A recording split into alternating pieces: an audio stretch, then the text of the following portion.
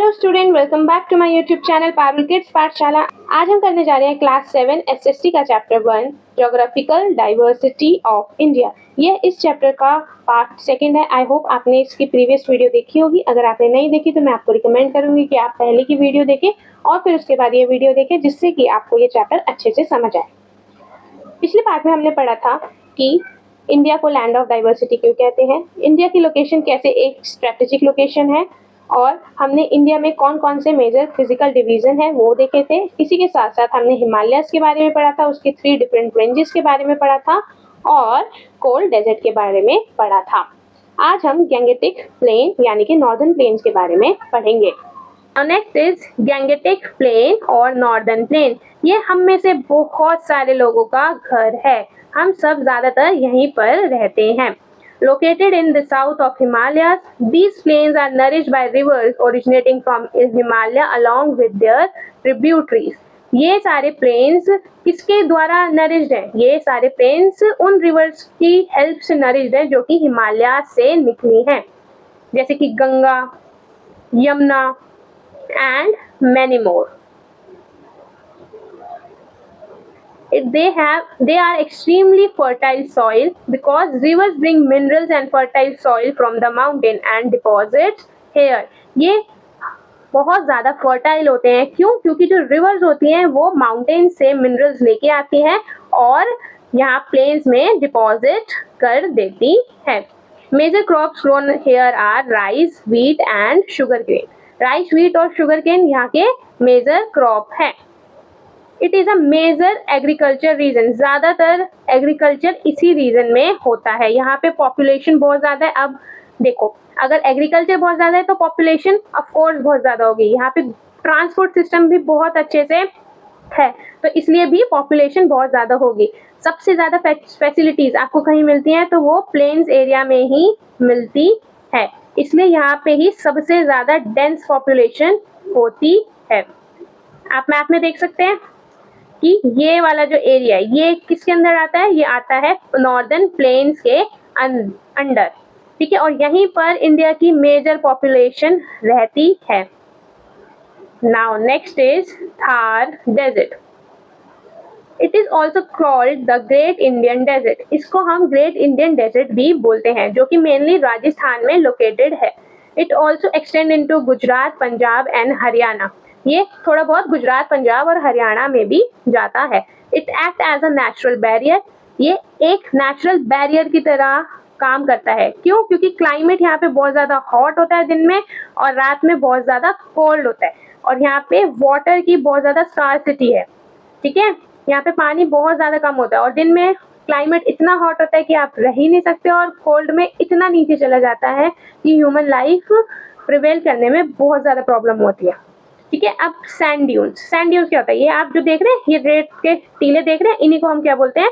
Sand dunes. They are formed by wind and can reach high of 150 metre. ये किसके help से बनते हैं? ये विंड की हेल्प से बनते हैं। आज हवा चली तो यहाँ जो सैंड ड्यून बना ये उड़ के इधर बन गया, ठीक है।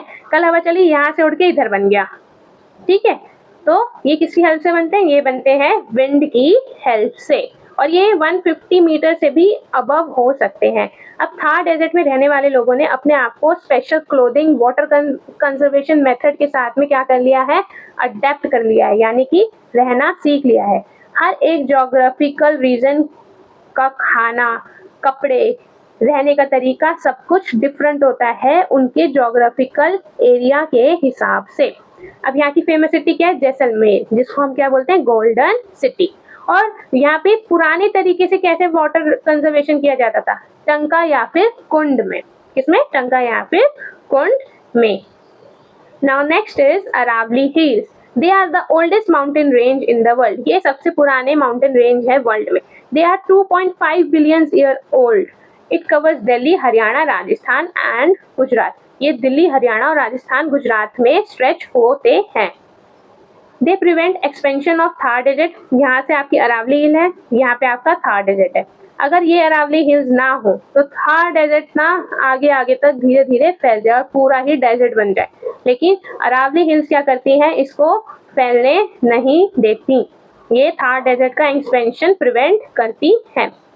They are rich in minerals like zinc, copper, marble and granite. यहाँ पे जिंक, कॉपर, मार्बल और ग्रेनाइट बहुत अच्छे अमाउंट में मिलते हैं। यहाँ के फेमस फोर्ट क्या है? Chittorgarh fort, Kumbhalgarh fort, Ranthambore fort and many more. देखिए ये है हमारे Aravalli hills. Next is peninsular plateau. It is a landform that arises up from the surrounding land and has more or less flat surface. Simple language में ये क्या है? टेबल लाइक लैंडफॉर्म है जो कि अपने आसपास के एरिया से तो ऊंचे उठे होते हैं, लेकिन इनकी पहाड़ की तरफ पीक नहीं होती। ये क्या होते हैं? ऊपर से फ्लैट होते हैं। ऊपर से ये क्या होते हैं? फ्लैट होते हैं। India is called peninsular plateau because it is surrounded by water on the three sides. Arabian sea, bay of Bengal and Indian ocean. India को हम पेनिनसुलर प्लेट्यू भी बोलते हैं। क्यों? क्योंकि इंडिया पूरे तीन साइड से, इन पूरे तीन साइड से क्या है? पानी से घिरी हुई है। एक साइड अरेबियन सी, एक साइड बे ऑफ बंगाल और एक side Indian ocean. The plateau is bordered by two mountain ranges, Western Ghat and Eastern Ghat. Plateau क्या है? उसको बॉर्डर किया है दो माउंटेन रेंजेस से, Western Ghat and Eastern Ghat. अब वेस्टर्न घाट क्या है? Higher than Eastern Ghat. Western Ghat Eastern Ghat से हायर है। Run parallel to western coast. ये हमारा वेस्टर्न कोस्ट है, इसके पैरेलल वेस्टर्न घाट रन करते हैं, मतलब ये अंदर की साइड में। ठीक है। Famous for waterfalls. ये वाटरफॉल्स के लिए बहुत ज्यादा फेमस है। Northern portion of Western Ghat is known as Sahyadri hills. Northern portion मतलब ये वाला हिस्सा, इसे हम क्या बोलते हैं? Sahyadri hills. It has been declared as a UNESCO world heritage site, और इसे यूनेस्को की वर्ल्ड हेरिटेज साइट में भी ऐड किया गया है। ईस्टर्न घाट्स कौन से होंगे? ये होंगे eastern Ghats. They are lower and broken hills run along the eastern coast. ये क्या है? छोटे और टूटे टूटे पहाड़ हैं जो कि ईस्टर्न कोस्ट के साथ में रन करते हैं। Now next is Deccan Plateau. It is located between western and eastern घाट। ये वेस्टर्न और ईस्टर्न घाट के बीच में, मतलब कि ये वाला हिस्सा, ये क्या है? Deccan Plateau. Rivers flow from west to east are Godavari, Krishna, Kaveri and Mahanadi.